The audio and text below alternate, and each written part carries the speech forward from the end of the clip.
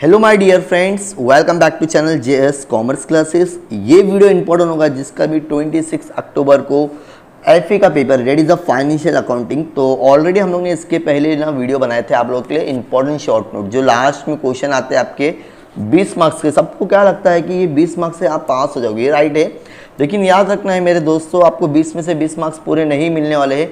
Answer की length कितनी होना चाहिए, कैसे क्या होना चाहिए, सारी चीज़ें इस वीडियो में हम लोग डिस्कस करने वाले। तो रिक्वेस्ट है, चैनल को सब्सक्राइब कर दो। Don't wait for Modi ji का इंतजार ना करते हुए चैनल को जल्दी से जल्दी सब्सक्राइब कर दो, जहां से भी आपको बेनिफिट मिल रहा है, ठीक है। तो इसके पहले अगर आप लोग ने मेरा वीडियो देखे रहेंगे, उसमें मैंने सिर्फ और सिर्फ इंपॉर्टेंट क्वेश्चन की बात किया था। इंपॉर्टेंट क्वेश्चन भी कैसा क्या किया था, जैसे कि आपको लास्ट ना मैंने 10 ईयर्स के क्वेश्चन पेपर सेंड कर दिया था, मतलब उसका भी पूरा मैंने ऐसे वीडियो बनाया था। और मैंने आपको बताया था कि रिपीटेड क्वेश्चन बहुत आ रहे हैं। अगर आपने लास्ट 3 ईयर्स या 2 ईयर्स के क्वेश्चन कर लिए तो आप लोग के लिए इनफ हो जाए, लेकिन वो उसमें क्या था, सिर्फ क्वेश्चन थे। तो स्टूडेंट्स के बहुत कमेंट आ रहे थे, सर इसका आंसर दो। तो मैंने बोला था कि भाई जितना हो सके आप मुझे सपोर्ट करो, मैं अपनी तरफ से पूरी कोशिश करूँ शॉर्ट और अच्छे आंसर आप लोगों के लिए प्रोवाइड कर सकूँ, जो आपको एग्जाम में बहुत क्या होना चाहिए, हेल्पफुल होना चाहिए। एकदम छोटे छोटे आंसर आप लोगों के लिए लेके आए हो। और अगर आपने इतने क्वेश्चन भी किए एग्जाम में, तो समझो 20 में से देखो लिखना कितना है, आने वाले 4 है, ठीक है। लिखना कितना है, 4, 6 में से कोई भी 4 लिखना है। फिर से सुनो, शॉर्ट नोट कोई भी 4 लिखना है, ब्रीफ आपको कोई भी 2 लिखना है। तो मेरा ऐसा मानना है, अगर आप लोग शॉर्ट नोट लिखते हो तो 4-4 मार्क्स मिल जाएगी, ठीक है, जो मैं आप लोगों के साथ में शेयर कर रहा हूँ। और कोशिश करूँगा इसे मैं आपको एक्सप्लेनेशन भी दे दूँ, और ये पीडीएफ कैसे कलेक्ट करना है वो भी मैं बता दूंगा। पीडीएफ के लिए पूरा वीडियो एंड तक देखना, मैं आपको वीडियो बताऊंगा कि पीडीएफ कैसे मिलने वाला है। तो मैंने आप लोगों के सामने कितने क्वेश्चन है, देखो थोड़ा सा अप एंड डाउन हो गया पीडीएफ बनाने के टाइम पे, तो मैं आपको सारी चीज़ें बताऊंगा। ये जो क्वेश्चन है ना, कुछ भी मेरी तरफ से नहीं है। देखो 99% ये जो क्वेश्चन है लास्ट 2 ईयर्स के क्वेश्चन पेपर ही है। अगर आपने लास्ट 2 ईयर्स के क्वेश्चन पेपर के शॉर्ट नोट पढ़े तो थोड़ा सा मिलता जुलता ही आता है, मतलब रिलेटेड भी अगर आप लिखो तो आपका मार्क्स मिल जाएगा। तो जो सबसे पहला क्वेश्चन था, यहाँ पर एक्सप्लेनेशन भी कर रहा हूँ, ठीक है। तो वीडियो को पूरा सुनो, और ऑब्जेक्टिव का भी मेरा इसी तरह से एक्सप्लेनेशन का वीडियो भी है, लिंक आपको डिस्क्रिप्शन में दे दूंगा। आप मेरे व्हाट्सएप ग्रुप में जुड़ो, टेलीग्राम पर जुड़ोगे तो कुछ मिलेगा आपको। आपको पता है, अगर आपको कुछ करना है तो आपको मिलना पड़ेगा, जुड़ना पड़ेगा। पास होना तो मेरे साथ में जुड़ो। मेथड ऑफ इंटरनल रिकंस्ट्रक्शन, देखो आंसर तो बहुत बड़ा है, जो मैंने आप लोगों के साथ में शेयर किया। जैसे अगर आपने इतना भी लिखे ना, जैसे अल्टरेशन ऑफ शेयर कैपिटल, सबसे पहले क्या होता है, शेयर कैपिटल में चेंजेस होता है, राइट और रॉन्ग। जैसे आपको पता होगा, जैसे रिड्यूस टू या बाय ऐसा कुछ लिख के आता है। सबसे पहला हो गया variation of the share holder right, share holder के राइट्स भी क्या होते हैं, चेंजेस होते हैं। Reduction of the share capital, सबको पता है शेयर कैपिटल की वैल्यू क्या होती है, कम होती है, तभी तो क्या होता है, बैलेंस शीट में थोड़ा सा चेंजेस आता है। कॉम्प्रोमाइज़ करना पड़ता है, क्या करना पड़ता है, कॉम्प्रोमाइज़ करना पड़ता है। अगर ये 4 पॉइंट भी लिखे शॉर्ट नोट में, बहुत मीनिंगफुल है, डेफिनेटली आपको मार्क्स मिलेगा। Done, okay. पूरा पीडीएफ ले लो, उसमें से आपको सारी चीज़ें मिल जाएगी। Disclosure of reserve and surplus in company, मतलब रिजर्व एंड सरप्लस में क्या क्या आते हैं, खाली वही बताना है। डिस्क्लोजर मतलब उसमें क्या क्या आ रहा है बताना है। रिजर्व एंड सरप्लस क्लासिफाइड, सबसे पहले क्या आएगा, capital reserve, capital redemption reserve, security premium, debenture redemption reserve. ये ऑलरेडी आप लोगों ने बैलेंस शीट में याद किए दोस्तों, याद किए होगे कि नहीं किए होगे, किए होगे, ठीक है। अब इसके आगे का कहाँ लिखा हुआ है जरा देख लेते हैं हम लोग। थोड़ा अप एंड डाउन हो गया था, ठीक है।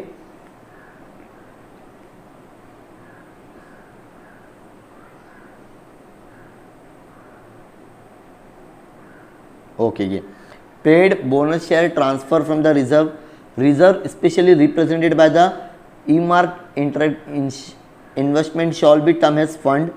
Debit balance of negative figure, ये भी आपका सरप्लस में आएगा, ठीक है। अब आता है एक्स इंटरेस्ट कम इंटरेस्ट। एक्स इंटरेस्ट और कम इंटरेस्ट में इतना भी लिखे ना आप लोगों ने, बस हो गया। प्लस आपने इसका एक एग्जाम्पल लिख देना। अगर आपने सम किए रहेंगे तो आपको एग्जाम्पल पता होगा। कम इंटरेस्ट में क्या होता है, ऑलरेडी दो क्या लिखा हुआ है, alternately if the price is toward the cost as well as the acquired interest is known as the cum interest. और एक्स इंटरेस्ट के बारे में क्या है, when the security is purchase of any day after due date the price may be either excluded or included such as the acquired interest. देखो इसके लिए एकदम डिटेल में ना मैंने ना इंट्रोडक्शन का वीडियो बनाया आईआर का, ठीक है। इन्वेस्टमेंट का, तो उसको देखो पूरा समझ में आ जाएगा एकदम डिटेल में। Question number 4, CSR corporate social responsibility, बहुत बार एग्जाम में आया हुआ है। कंपनी की क्या जिम्मेदारी होती है उसके बारे में पूरा बताया है। नेटवर्थ कितना होना चाहिए, 500 करोड़ होना चाहिए, ये पूरा पढ़ना है आप लोगों को। देखो CSR committee, the act require such a company to constitute a corporate social responsibility committee which shall formulated recommended the board of corporate social. Activity क्या होना चाहिए ये भी इसमें पूरी बताई हुई है। Activity shall be undertake by the company as per the stated policy, project, program, activity excluding activities undertaken previous is the normal circular. अब इसमें कैलकुलेटिव करिकुलर एक्टिविटीज़ है, सारी चीज़ें आती है, ठीक है। अब इसके बाद में और क्या दिया हुआ है, अब क्वेश्चन नंबर 4, 5 कहाँ है, थोड़ा सा ऊपर नीचे हो गया है। मैं फिर से ना पूरा इसका पूरा PDF ना प्रॉपर करके मैं आपको भेजूंगा, ठीक है, ताकि आपको आंसर पढ़ने में प्रॉब्लम नहीं होना चाहिए दोस्तों। Question number 5, buyback. अच्छा ये तो उसका कंटिन्यूटी है। CSR expenditure, if the company fail to spend the such amount shall be in its report specify the reason for not spending the amount, काय के लिए पैसा खर्चा नहीं कर रही वो करना बता पड़ेगा। अब बोर्ड मीटिंग होगी उसकी, वो ये पॉइंट अच्छे से याद करो, कुछ भी मत लिखो, याद करो मेरे डियर स्टूडेंट्स एंड फ्रेंड। याद करोगे तो मार्क्स मिलेगा, कुछ भी लिखने का मार्क्स नहीं मिलेगा। आगे बाय बैक ऑफ शेयर, बहुत अच्छे से इसका 2 वीडियो मैंने ऑलरेडी डिटेल बनाया हूँ। प्रोफेसर इमरान सर का वीडियो है मेरे चैनल पर ही। अगर आप जुड़े होगे व्हाट्सएप ग्रुप में तो ऑलरेडी मैंने वीडियो शेयर किया हूँ। क्या होता है टर्म बायबैक, मतलब कंपनी अपने शेयर क्या करती है, फिर से कलेक्ट करती है। अगर ये आता है तो अगर आप इसमें का सम कर रहे हो तो आपको पूरा फॉर्मेट पता होगा ना, 25% ऑफ ओन फंड, वो पूरा बॉक्स लिख दोगे ना तो भी आपको मार्क्स मिलेगा। क्या बोला, तो भी आपको मार्क्स डेफिनेटली मिलेगा, ठीक है। ये पूरा पढ़ लो अच्छे से। The term buyback means buying back by company of its shares other securities from their holder. It is also known as the shares stock buyback. It is company limited by the shares, company limited by the guaranteed and having the share capital, मतलब अपनी company क्या करती है, फिर से अपने share ले लेती है, उसका पूरा फॉर्मेट लिख देना, पूरा मार्क्स मिलेगा। Fix and variable income investment, अब इनकम में वेरिएबल क्या होता है, types of securities, purchase, fix income. अब वेरिएबल इनकम क्या है, फिक्स इनकम में क्या क्या आता है, प्रेफरेंस शेयर्स, ये सब दिया हुआ है, ठीक है। Then paid bonus shares, transfer share, ये पूरा दिया हुआ है। Debit balance of the statement, ex interest तो हमारा ऑलरेडी हो चुका है, कॉर्पोरेट भी हो चुका है। अब question number 7, role of whistle, ये बहुत बार आ रहा है विसल ब्लोविंग। अगर आपने इंपॉर्टेंट क्वेश्चन वाला मेरा वीडियो देखे होगे ना, कम से कम नहीं करके 6 से 7 बार क्वेश्चन आया है। रट लो, जो करना कर लो, ये क्वेश्चन 100% आपको पूछेगा। The term whistle blower is drive from the practice of English policemen who would blow the whistle when they notice the commission of a crime, मतलब कहीं पर कुछ होता है, देखे रहेंगे आपने कि पुलिस वाले क्या करते हैं, सू करके सीढ़ी बजा, राइट। थोड़ा सा इंटरेस्टिंग लगना चाहिए वीडियो को, इसके लिए मैं आप लोगों के साथ में कॉमेडी भी करते जा रहा हूँ। The whistle would alert the both law enforcement offer and the general public decision, मतलब लोगों को बता रहे रुक रुक रुक रुक रुक, ऐसा। Improve the behaviour of the person, there are the different types of a whistle blower, internal, external, और एक क्या दिया हुआ है, एल्यूमिनी, ठीक है। बस अगर इतना भी लिखे तो बस हो गया, इसका और डिटेल में चाहिए तो बस हो गया, इतना भी लिखे तो डन हो गया, ताकि विसल ब्लोइंग चाहिए। स्टेटमेंट प्रॉफिट एंड लॉस, इसका तो पूरा डिटेल है हमारे दोस्तों, पूरा डिटेल एकदम रट लो। रेवेन्यू, जैसे statement of profit and loss, कभी कभी आ सकता है statement of balance sheet, format आपको आना चाहिए, या तो बैलेंस शीट आएगी या तो प्रॉफिट एंड लॉस आएगा। फिर से शुरू, बैलेंस शीट का भी फॉर्मेट आपको पता होना चाहिए, सेपरेट वीडियो बनाए, इसी में चांस नहीं है, वो दोनों में से एक आएगा, ठीक है। ये पूरा अच्छे से याद करो, कुछ भी मत छोड़ो, 10 लाइन लिखना है, 5 मार्क्स मिल जाएगा डियर फ्रेंड्स। देख रहे हो आप लोग, revenue from the operation, other income, ठीक है, तो दोनों को प्लस करने पे टोटल इनकम। एक्सपेंसेस में क्या है, purchase, change in inventory, opening stock less closing stock, employ benefit, finance cost, depreciation, other expenses. Total expenses हो गया, प्रॉफिट बिफोर टैक्स माइनस करेंगे प्रॉफिट बिफोर। अब मैक्सिमम लिमिट फॉर बायबैक, आपको पता है मैक्सिमम लिमिट क्या है, 25%, दो उसका पूरा मैंने वीडियो बना दिया। Limit for a nominal value, limit for amount buyback, थोड़ा सा याद करने की जरूरत है, ज़्यादा नहीं, 25, पूरा वो फॉर्मेट याद होगा आपको, 25% होना चाहिए। लिस्ट क्या होता है वो आपको पूरा पता है, बस वही चीज़ करना है फ्रेंड्स, ठीक है। थोड़ा देख लो अच्छे से, एक बार थोड़ा पढ़ लेते हैं। Maximum amount, generally the amount of A buyback should be less than the 25। आपको पता है 25% से कम होना चाहिए, जिसमें कंपनी कौन सा पैसा यूज़ करेगी, फ्री रिजर्व का पैसा यूज़ करेगी। लिमिट कितनी होना चाहिए, अगेन 25, जो कंपनी का ज़्यादा नहीं, मतलब 100% से 25, बार बार वही दिया हुआ लिमिट, ठीक है।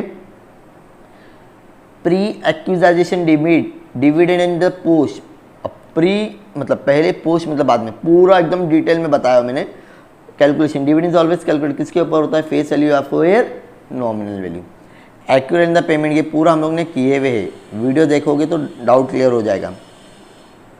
लास्ट है objective of ethics education, public interest, individual develop. Ethical मतलब एजुकेशन मतलब ना बताओ लोगों को कि क्या है, कैसा क्या है, एडुकेट नॉलेज दो प्रॉपरली, एकदम प्रॉपरली। और very last internal reconstruction external. Internal मतलब कंपनी बंद नहीं हो रही है लेकिन अपने आप को क्या कर रही है, रिकवर कर रही है। यहाँ पर एक्सटर्नल मतलब क्या हो रहा है, कंपनी अपने आप को पूरा सेल आउट कर रही है। Right of share holder in लोग के खाली अल्टर होते हैं, यहाँ पे पूरा क्या कर लेते हैं, कंपनी लिक्विडेटेड कर देते हैं। आयर involve the reduction of the capital, यहाँ पर ऐसा कुछ नहीं होता है, पूरा पैसा ही हो जाता है।